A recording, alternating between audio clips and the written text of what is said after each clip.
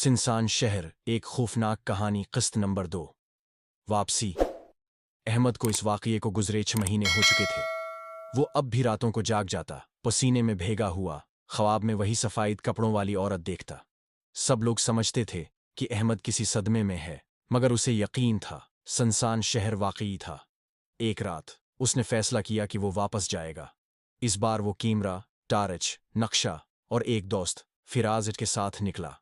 फिराज हंसा, यार अहमद, ये सब वहम है, कोई भूत नहीं होता। अहमद ने संजीदगी से कहा, जब वो तैरती हुई मेरे सामने आई थी तब भी मैं यही सोच रहा था। रात के तकरीबन 1 बजे वो दोनों इसी वीरान सड़क पर पहुंचे।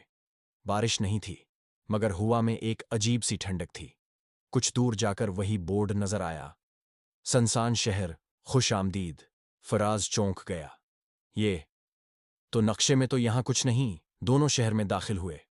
इस बार शहर कुछ बदला हुआ लग रहा था। घरों की खिड़कियां बंद नहीं थीं, बल्कि अंदर मध्यम रोशनी थी, जैसे कोई रहता हो। दौर से बच्चों के हंसने की आवाज आई। फिराज बोला, देखा, लोग हैं यहां। मगर अहमद खामोश था। उसे पता था यहां वो लोग नहीं, कुछ और हैं। वो दोनों एक गली से गुजरे तो सामने वही मुसाफिर सराय थी। दरवाजा खुला था। अंदर दाखिल हुए।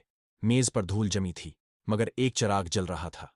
दीवार पर अहमद ने एक तस्वीर देखी, बूढ़ा और वही औरत। तस्वीर के नीचे लिखा था, ये सराय उन मुसाफिरों के लिए है जो वापस नहीं जाते। फिराज पीछे हटा। अहमद, ये सब क्या है? इसी लम्हे दरवाजा बंद हो गया। चिराग बुझ गया। अंधेरे में किसी की आवाज गूंजी, तुम वापस आए हो, अब कभी नहीं जाओगे। अचानक सामने बूढ़ा नमूदार हुआ। अब की बार वो जिंदा नहीं लग रहा था। चेहरा स्याह, होंठों पर सूखी हुई खून की लकीरें। अहमद ने चीख कर कहा, तो कौन है? बूढ़े ने हंसते हुए कहा, मैं नहीं, तुम हो जो सिंसान शहर का हिस्सा बनने वाले हो। दरवाजा खुद ब खुद बंद हो गया। फराज की चीखें गूंजती रहीं।